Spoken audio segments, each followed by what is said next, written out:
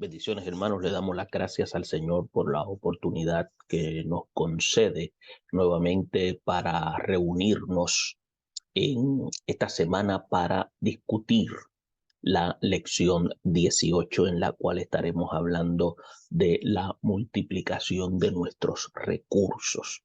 Y en esta lección vamos a estar enfocando el Evangelio de Marcos, el capítulo 6, versículos 30 al 44. El pensamiento central dice: aunque nuestros recursos sean limitados, el Señor los puede multiplicar si los ponemos en sus manos. Y cuando analizamos esta declaración, observamos que el creyente entiende de que el Dios de la Biblia es un Dios de provisión. Es un Dios de que tiene recursos ilimitados y que tiene la capacidad de proveer lo que sea necesario para llevar a cabo su propósito. Por lo tanto, Dios se encargará, ya sea de el recurso mínimo que podamos nosotros tener al alcance. Él tiene la capacidad de llevarlo a un nivel de multiplicación para que su obra sea realizada y su nombre sea exaltado. Ahora bien, es importante que tengamos claro que nosotros simplemente somos un recipiente en las manos del Señor, en la cual Él, a través de la persona del Espíritu Santo, se encargará entonces de manifestar su propósito para que entonces su obra sea entonces visible en la vida de aquellos que la necesitan. Ahora, el texto de oro señala lo siguiente, dice: respondiendo él les dijo, dadles vosotros de comer. Y comieron todos y se saciaron. Estaremos discutiendo este texto más adelante de manera inductiva y vamos a observar tres aspectos importantes que constituyen ser objetivos de este análisis, que vienen siendo saber que Dios nos capacita para saciar el hambre espiritual del mundo, sentir la compasión por los que todavía no han probado el pan espiritual y saciarnos primero para poder entender la necesidad de los temas. Tocando estos objetivos, entonces podemos notar que Dios ha trazado una vía por la cual entonces nosotros, como creyentes, que somos los que Dios ha puesto en este tiempo, ser entonces los procuradores de la palabra del Señor, y Él se encargará de dar provisión para alimentar a aquellos que tengan esa necesidad espiritual. Bien, vamos a pasar a la lectura y encontramos desde el capítulo 6 de Marcos, versículos 34 hasta el 44. Y dice: y salió Jesús y vio una gran multitud y tuvo compasión de ellos, porque eran como ovejas que no tenían pastor, y comenzó a enseñarle muchas cosas. Cuando ya era muy avanzada la hora, sus discípulos se acercaron a él diciendo: el lugar es desierto y la hora ya muy avanzada. Despídelos para que se vayan a los campos y aldeas de alrededor y compren pan, pues no tienen que comer. Respondiendo él les dijo: dadles vosotros de comer. Ellos le dijeron: que vayamos y compremos pan por 200 denarios y le demos de comer. Él les dijo: ¿cuántos panes tenéis? Id y vedlos. Y al saberlo dijeron: 5 y 2 peces. Y les mandó que hiciesen recostar a todos por grupos sobre la hierba verde. Y se recostaron por grupos, de cientos en cientos. y de 50 en 50. Entonces tomó los 5 panes y los 2 peces, y levantando los ojos al cielo, bendijo y partió los panes y dio a sus discípulos para que los que pusiesen delante, y repartió los 2 peces entre todos. Y comieron todos y se saciaron y recogieron los 2 pedazos, 12 cestas llenas, y de los que sobró de los peces. Y los que comieron eran 5,000 hombres. Y luego de haber finalizado la lectura, vamos a tomar en consideración 2 aspectos importantes. Número 1, vamos a ver el ministerio evangélico, en la cual exige una dedicación y compasión. Y esto lo vamos a ver entre los primeros versículos, en la cual vamos a estar dándole énfasis, y vamos a notar estos entre los versículos 34 hasta el 36. Entonces vamos a ver el servicio cristiano, en la cual llega a ser intenso, puede llegar a ser agotador, como también el hambre espiritual conduce a la gente a una búsqueda de manera insistente, y vamos a ver cómo la compasión de Jesús anticipa la manifestación de su gracia, y la compasión de los discípulos también demuestra un estado de preocupación humana. Y eso vamos a estar viéndolo entre los versículos 34 al 37. Ahora, el otro segundo aspecto es la alimentación de la multitud, como se ilustra en la evangelización del mundo. Y aquí lo vamos a ver entre los versículos 37 y al 44. Y ahí es donde vamos a evaluar y vamos a consagrar nuestros recursos para que Dios se encargue de multiplicarlos. Vamos entonces a desarrollar un plan de organización para llevar a cabo nuestros esfuerzos, y vamos a depender del poder de Dios para que dicho trabajo sea efectivo, y conservar y utilizar los resultados para entender que Dios es el Dios de provisión. Luego de haber señalado estos aspectos importantes, tenemos que ver que el milagro de la alimentación de los 5,000 hombres, sin contar las mujeres y los niños, que también usted puede encontrar esta referencia en el Evangelio de Mateo, en el capítulo 14, versículo 21, que es una de las demostraciones consideradas contundentes de la misericordia y el cuidado de Jesús por la humanidad. Además, constituye ser un ejemplo irrefutable de la relación íntima que hay entre el ministerio espiritual y el servicio material que se debe ofrecer a la gente en conexión con la evangelización. Ahora, también para los efectos de este análisis que vamos a estar presentando, nos interesa destacar cómo, escuche bien, el Señor usa y multiplica los recursos que nosotros tenemos disponibles para el desempeño de una labor evangelística.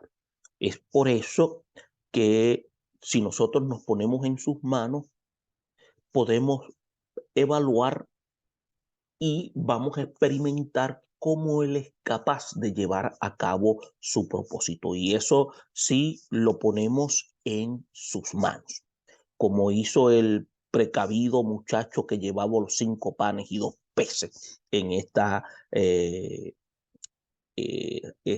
relato que presenta el evangelista Marcos, que los entregó al discípulo Andrés, y éste los puso a disposición del maestro.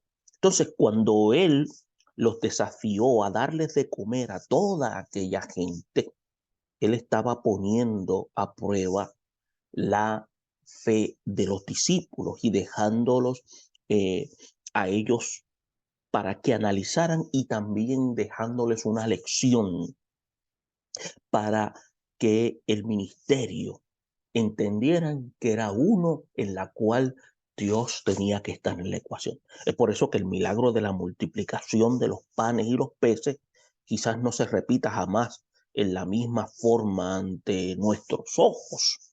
Pero no obstante, eso nos garantiza que si nosotros ponemos en las manos del Señor lo que nosotros poseemos, Él lo ha de engrandecer, lo ha de multiplicar y lo ha de usar para que sea suficiente para satisfacer necesidades de aquellos que están en el entorno donde Dios nos ha ubicado.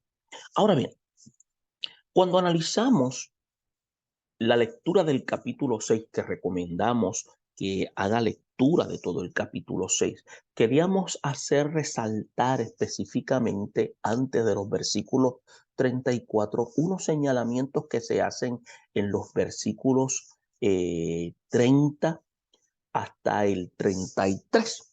Entonces, usted va a analizar luego de haber hecho la lectura de estos versículos previamente, se asignan a 12 discípulos que constituyen más adelante en el propósito de Dios en convertirse en los apóstoles, los cuales constituyen ser los que iban a dirigir la iglesia. Es por eso que ellos se iban a convertir en los embajadores del evangelio una vez Jesús partiera de ellos, y entonces el Espíritu Santo era el que los iba a guiar para llevar a cabo el propósito de la proclamación. Es por eso que cuando usted analiza los evangelios sinópticos, concuerdan en que los 12 acababan de regresar de un agotador recorrido por el territorio norte de Galilea, donde Jesús los había enviado con la misión de predicar el evangelio, de sanar los enfermos, de echar fuera demonios. Entonces, aparentemente la gira había sido bastante agotadora y había sido de largas caminatas, seguida de los ocupados días de visitación, de evangelización individual, de predicación al aire libre y sobre todo el ministerio de sanidades y la fuerte lucha contra los poderes del mal. Entonces, los que saben lo que significa ocuparse en el ministerio no pueden negar que andar por los pueblos, que andar por las aldeas, tratando de ayudar a los que están en necesidad, resulta un trabajo de manera física, en términos de desgaste. En otras palabras, viene siendo físicamente agotador. Entonces, esto hace deducir de la forma positiva y satisfactoria en que Jesús recibió el informe cuando Él les dijo: venid vosotros aparte a un lugar desierto y descansad un poco, como decía en el versículo 31 de aquí, del capítulo 6.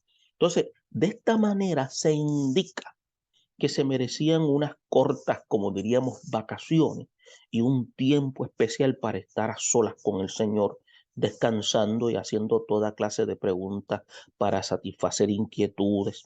Y después de aquella experiencia en el campo de la práctica, era necesario, les quería dar una oportunidad de disfrutar de la belleza del campo. Ahora bien, el descanso físico, el compañerismo, eran eh, importantes para Jesús. Es por eso que en el orden que el maestro lo presenta de tomar un barco, en irse todos juntos a un lugar apartado, nosotros podemos ver que Él permite descansar, Él permite cuidar de nosotros mismos después de haber cumplido con tareas que han sido asignadas. Ahora bien, claro está que si en medio de todo surge una emergencia, en nuestro deber obedecer lo que nosotros designamos como el toque del Espíritu Santo y ayudar a los demás. Entonces, por los siglos, los israelitas y hasta los que solamente estaban asociados con ellos, como los que se conocían como los prosélitos, habían esperado la llegada del Mesías. Por eso es que cuando Jesús inició su ministerio en Galilea, en la cual estaba predicando, enseñando, obrando sanidades y milagros, la gente lo seguía por doquier, con ansias de recibir algunas de las bendiciones mesiánicas que tanto anhelaban. Ahora, por esa razón, el Señor y sus 12 apóstoles no les sirvió de mucho irse solos en la barca en un lugar desierto. Había prácticamente mucha necesidad. La gente lo supo y la gente le siguió. Lo que los predicadores junto con su maestro necesitaban era disfrutar de un tiempo de ocio, de tranquilidad, lejos del bullicio de la gente, de los conmovedores cuadros que eran tan comunes en esas regiones pobres, de gente enferma, de paralíticos, de endemoniados, de pecadores, gente necesitada. Esas calamidades, si pudiéramos llamarla así, de la vida humana, todavía están existentes en nuestro tiempo actual y con mucha más fuerza en el tiempo que nosotros estamos viviendo. Esto significa que la presión de la obra evangelística tiene que ser más fuerte.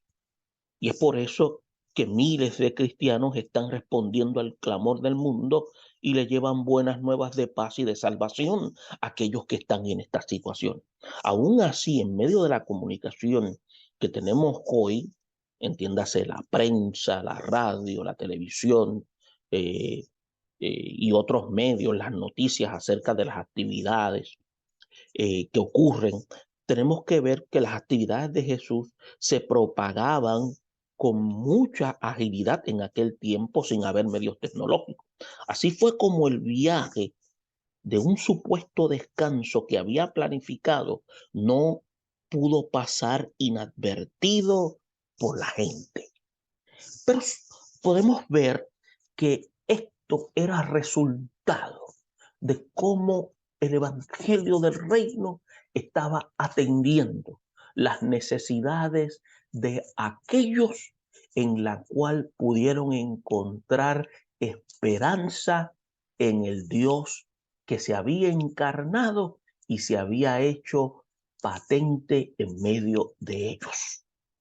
Es por eso que cualquier líder, entienda bien, experimenta fatiga, llega a sentir agotamiento y de tanto tratar con la gente al grado de querer aislarse. Es una reacción muy humana y natural, que todos desean tener un espacio para poder descansar, de tal manera poder recuperar las fuerzas y seguir con las labores. Y esto era bien lógico, pues al ver que la multitud les había salido delante, dice que temieron que el Señor se disgustara, pero hay algo interesante. Jesús no reaccionó con disgusto al ver que la gente le buscaba. Él había venido a eso. Él había venido a buscar y a salvar lo que se había perdido.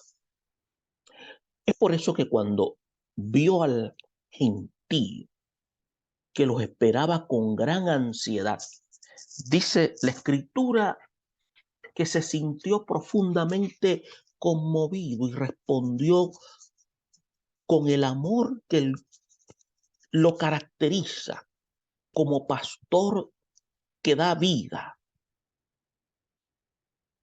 y que anima a sus ovejas dándole el cuidado necesario. Dice el versículo 34 que tuvo compasión de ellos, porque eran como ovejas que no tenían pastor. Ahora, no sabemos cuál haya sido la reacción de los discípulos al ver la gente inundando el lugar preciso donde esperaban descansar. Pero conociendo el tierno amor y el corazón bondadoso del maestro, ya esperaban que él sintiera compasión por la gente. Pero su compasión no era expresión de lástima ni un sentimiento de frustración.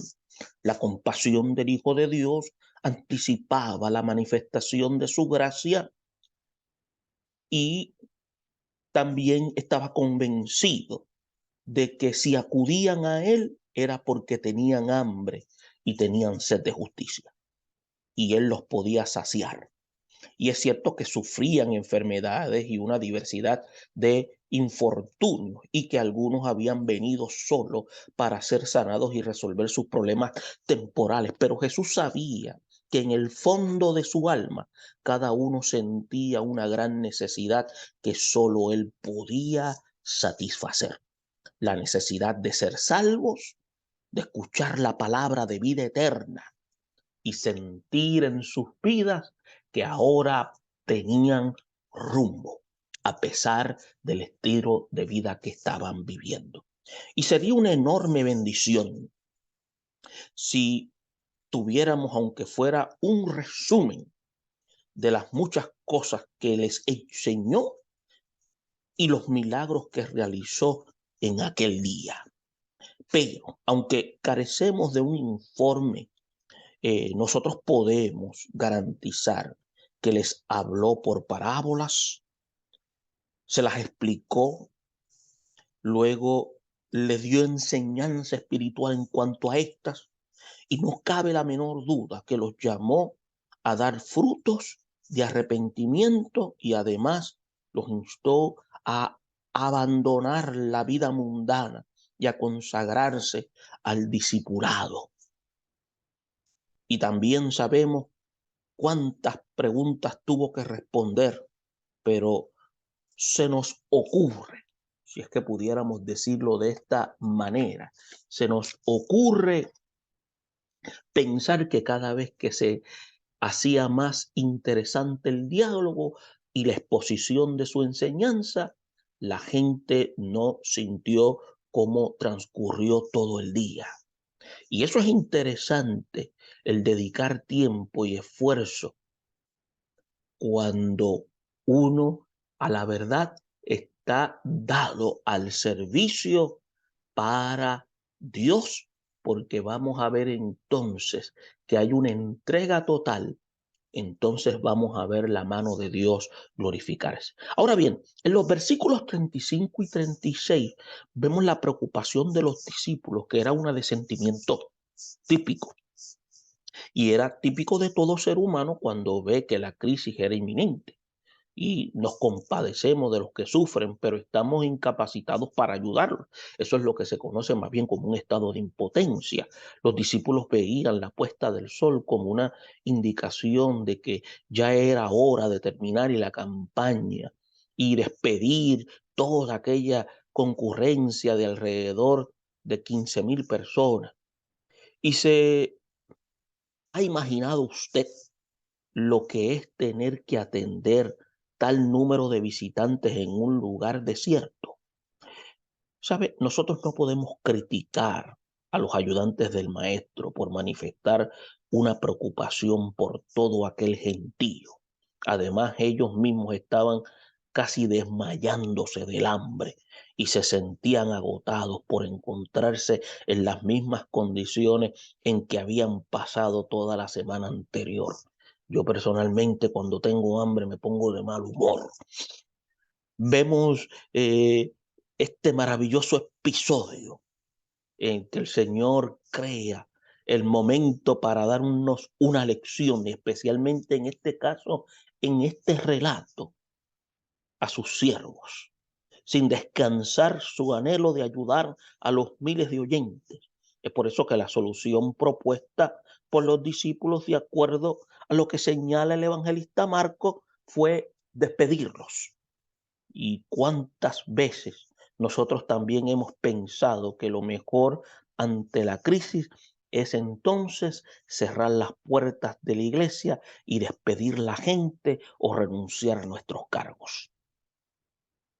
Sin embargo, la compasión divina va mucho más allá, no solo a favor de los necesitados, sino también de los que sirven al Señor. Es por eso que tenemos que darnos cuenta de que aparentemente estas situaciones de crisis constituyeron ser un momento de oportunidad en la cual Dios se iba a glorificar y los que estaban allí presentes pudieran ver la mano de Dios manifiesta, mas los discípulos aprendieran a crecer en la fe. Entonces, entre los versículos 37 y 38, tenemos que aprender lo que señalamos anteriormente, a cómo debemos consagrar nuestros recursos. Entonces, el aspecto principal de este análisis bíblico es mostrar cómo el Señor se deleita haciendo uso de nuestros recursos, aun cuando estos no presenten casi nada en comparación con la demanda y las necesidades. Es por eso que la enseñanza de este milagro y sus consecuencias es que lo poco o mucho que pongamos en las manos del Señor para su servicio tendrá que ser transformado, multiplicado y adaptado a los propósitos que Él quiera usarlo en el campo. Es por eso, ante el desafío lanzado por el maestro, los discípulos respondieron diciendo que 200 denarios de pan no serían suficientes ni siquiera para empezar a alimentar a todo el pueblo. Recordemos que un denario era una moneda romana y representaba el pago de un día de trabajo. Si un trabajador gana hoy $50 al día, podríamos decir que la suma sugerida equivale a $10,000. Los discípulos, en este caso, eh, vieron que la única provisión que había entre toda aquella inmensa multitud eran 5 panes de cebada y 2 pececillos, los cuales no pasaban del valor de $1, comparado con los $10,000 que los discípulos habían mencionado y que tampoco habrían sido suficientes. No obstante, en cada actitud de Jesús de mandar a sus ayudantes a hacer una evaluación de las provisiones que pudiera tener, nos enseña que para cualquier plan que nosotros queramos desarrollar, lo primero que tenemos que hacer es examinar lo que tenemos a mano. No podía él hacer caer pan del cielo como el maná que le fue provisto al pueblo de Israel en el desierto. Mire, la respuesta es, claro que él lo pudo haber hecho, pero entonces él prefirió realizar un milagro tomando en cuenta lo que la misma gente poseía. No podía Jesús hacer un milagro por el cual quedaran todos llenos y satisfechos sin tener que comer pan y pescado. Entonces, la respuesta es nuevamente afirmativa. Es la voluntad de Dios que las leyes naturales sean respetadas y obedecidas, aunque a veces son alteradas por una manifestación sobrenatural de parte de Él. Dios entonces se encargó de llevar a cabo este propósito porque tenía un objetivo definido. Es por eso que después de este análisis, la evaluación que se nos da de este punto anterior es que Jesús enseña un paso más en la administración cristiana. La organización, después de recibir los panes y los peces, dice que Él mandó que la gente se recostara sobre la hierba verde. Y hay que recordar que los orientales no comían sentados, sino recostados. El estar recostado prevenía movimientos y alboroto, a la vez que facilitaba lo que se llama el trabajo de servicio a los que estaban haciendo la función. Entonces, se imagina lo que 15,000 personas tratando de adelantarse para recibir su porción de comida antes que los demás. Si no se hubiera tomado esta medida tan sabia, habría ocurrido, imagínense, atropellos en medio de aquel mar de gente. También mandó el Señor que se organizaran en grupos de 100 y 50, y esto permitió contarlos, como diríamos, con mayor facilidad y evitar que se les repitiera la ración. Es por eso que el apóstol Pablo declara en una ocasión que Dios no es Dios de confusión, sino que es Dios de paz. Es por eso que el Dios de la Biblia es un Dios que ama el orden, ama la organización para el desarrollo de su obra. Así, en el culto como en las demás actividades de la iglesia, nosotros tenemos que ser organizados, tenemos que ser buenos mayordomos, tenemos que ser cuidadores de los recursos de la iglesia, que son parte esencial del servicio cristiano. Ahora bien, en el versículo 41, no son suficientes la planificación, el orden, la organización, la buena contabilidad en la obra del Señor. Tenemos que también aprender de confiar en el poder absoluto que Dios nos ha otorgado. Entonces, la actitud de Jesús de tomar los panes y los peces, alzar los ojos al cielo, bendecirlos con una oración de gratitud y poder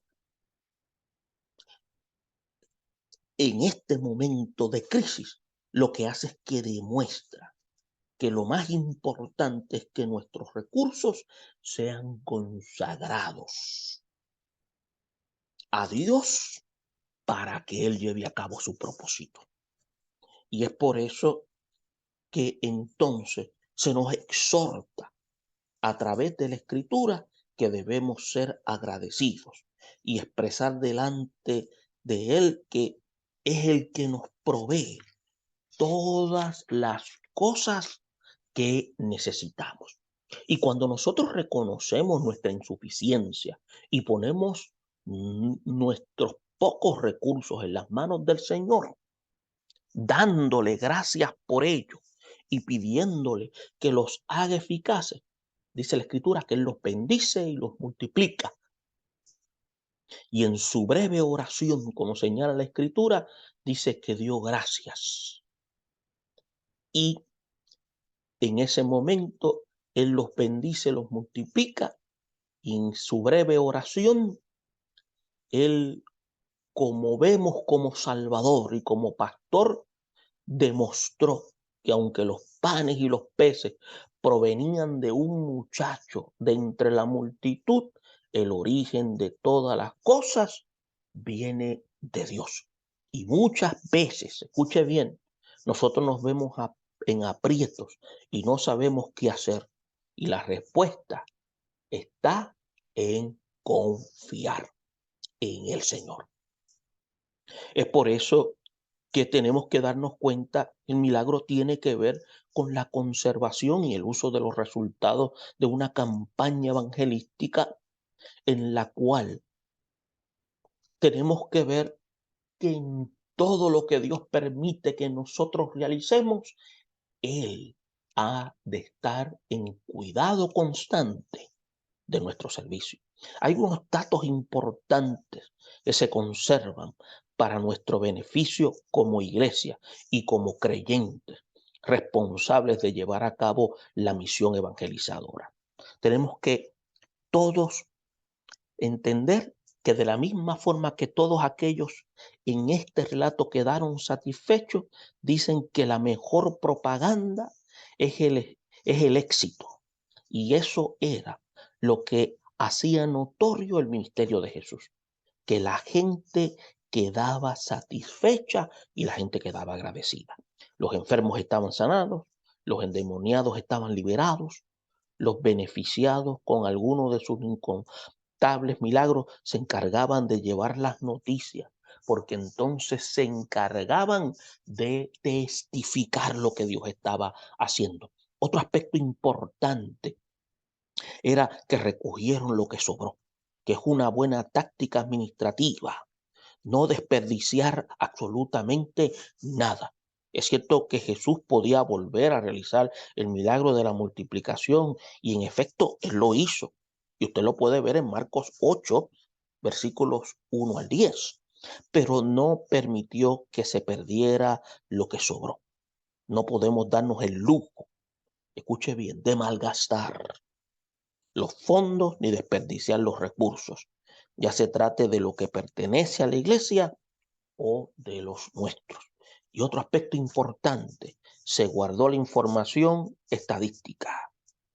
No se da el número exacto de personas, solo se alude a 5.000 hombres. No obstante, eso no nos basta para reconocer la importancia de los números e informes de la obra del Señor. Esto enseña que en la iglesia se debe administrar todo con gran esmero y con control cuidadoso. Es por eso que podemos decir a manera de resumen que tras agobiante gira evangelística que los discípulos realizaron por la región norte de Galilea, Jesús les quería dar unas vacaciones. Los planes se hicieron y tomaron un barco para dirigirse a un lugar solitario y tranquilo, pero parece que la gente ya sabía cuál era el lugar. Además que estaban siempre ansiosos de estar cerca de Jesús para escuchar sus divinas palabras y ser bendecidos por sus muchos y diversos milagros. Así fue como, para sorpresa de los discípulos, cuando llegaron al sitio indicado, lo hallaron, inundando de una multitud que fácilmente llegaba al número de 15.000, quizás de más de 15.000, puede ser que los rebasaba. Pero Jesús, en lugar de sentirse molesto al ver la gente, dice la Escritura que tuvo compasión, porque eran como ovejas que no tenían pastor. Y cuando entraba la noche, los discípulos empezaron entonces como a preocuparse por las necesidades físicas de todo aquel gentío. Jesús les lanzó un desafío, les mandó evaluar las condiciones de la gente. Hallaron muy pocos recursos, pero al ponerlos en las manos del maestro, él los bendijo y los multiplicó. Para la evangelización de nuestra comunidad, así como para otras actividades de la iglesia, se necesitan recursos.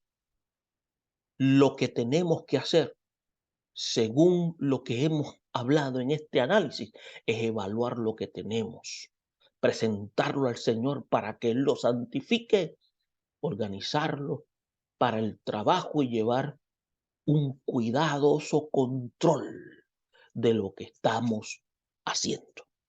Entonces podemos preguntar, ¿cuál fue la posición de los discípulos frente a la multitud que estaba cansada? La respuesta, ustedes y yo la sabemos, era despedirlos para que se fueran a los campos y a las aldeas para que compraran pan, pues ellos no tenían que comer.